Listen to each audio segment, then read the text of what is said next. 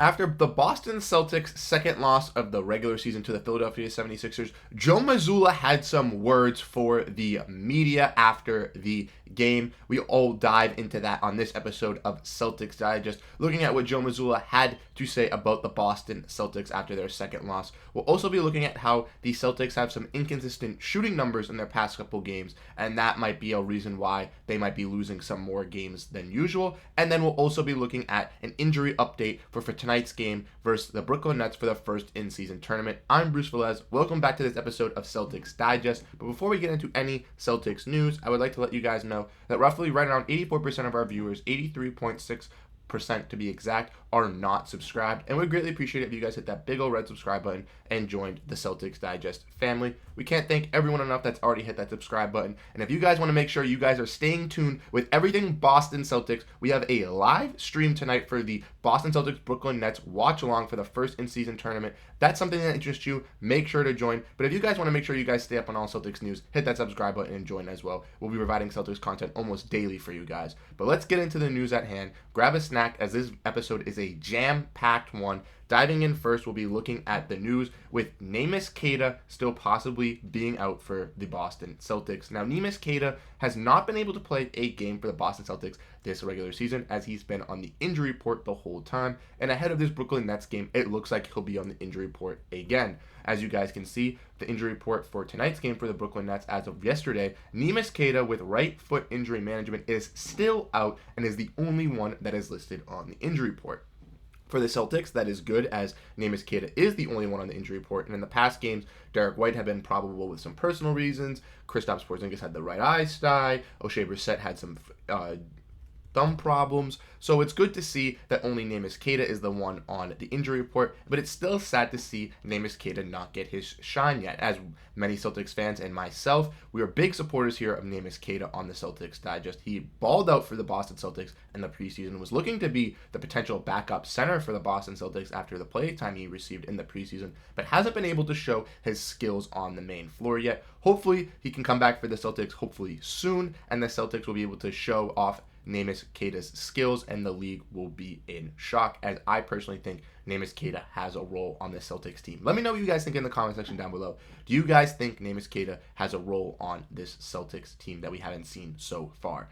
Let's get into the other news at hand today, which talks about the Celtics' inconsistent shooting. And this is a tweet from Mark D'Amico that we're going to be looking at, but the Boston Celtics have shot very poorly their last two games and their two losses, and it's come to fruition and kind of shown that if the Celtics don't get hot from three and can hit shots successfully in a row, they might be in some trouble in these games.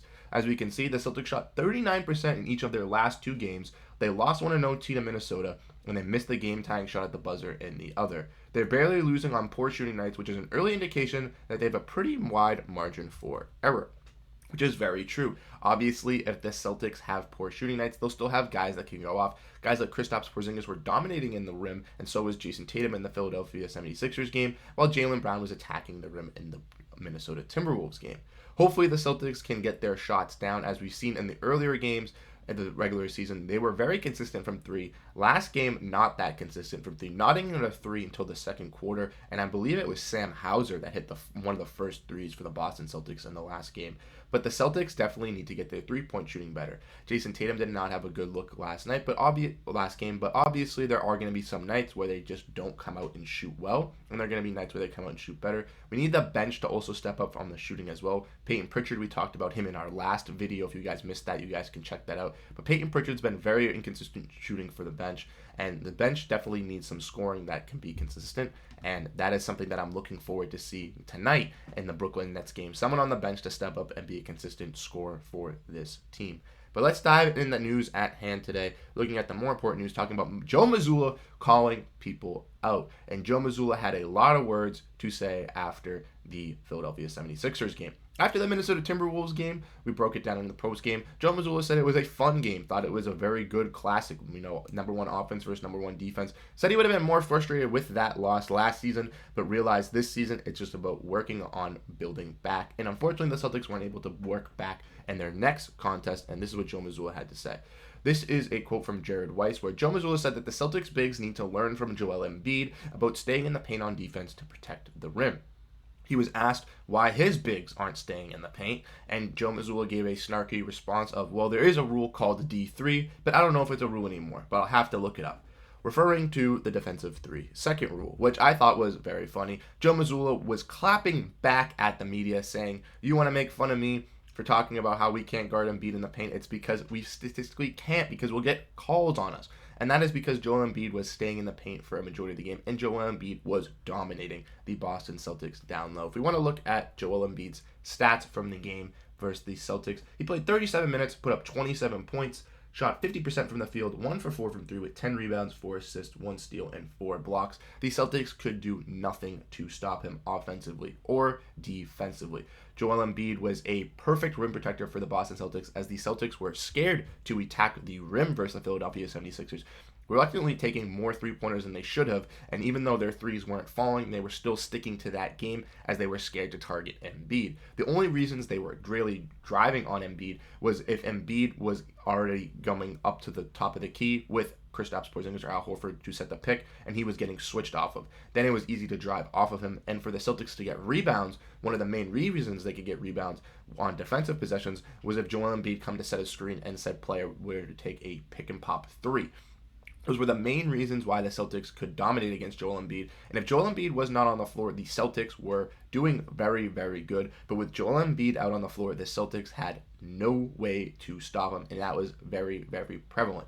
The two bigs definitely need to step up. Al Horford played solid defense on Joel Embiid for most of the night. But when Kristaps Porzingis would help with the double teams in the post, there would almost always be a guy wide open on the three, and the wings that would have to guard them would have to make the executive decision on which guy they would like to jump and who they would want to take the shot, and that is a tough decision for them. We saw that with Sam Hauser on a possession where Sam Hauser had Robert Covington and Nicholas Batum on the three-point line, was going to guard Robert Covington, then thought about guarding Nick Batum, but took Robert Covington because he wanted Robert Covington to take the shot. Robert Covington took the shot because he didn't jump on Batum, and it was an easy three-pointer for the 76ers. The Celtics definitely need to work on that aspect of the game, and Joe Mazzulla needs to work on his double big lineups as well with the Boston Celtics to work on some of these bigger dudes, as Joel Embiid completely dominated against the Boston Celtics. But let me know what you guys think about tonight's game versus the Brooklyn Nets. I'm very excited for the first in-season tournament game. Like I said, we will have another live stream, a watch-along live stream, where you guys can come, join in, ask any questions, and we can just talk about Celtics basketball. I think it'll be fun. I think you guys will enjoy it. So if that's something that interests you, make sure to tune into the live stream again. Like I said, if you guys are at this point of the video and you guys are still not subscribed, make sure to hit that subscribe button, as we'd greatly appreciate it on Celtics Digest, and we know you guys enjoy our content. I'm going to be wrapping up this video for you guys. I'm Bruce Veliz. Thank you so much for tuning in to this episode of Celtics Digest, and I'll catch you guys in the next video. Have a great one.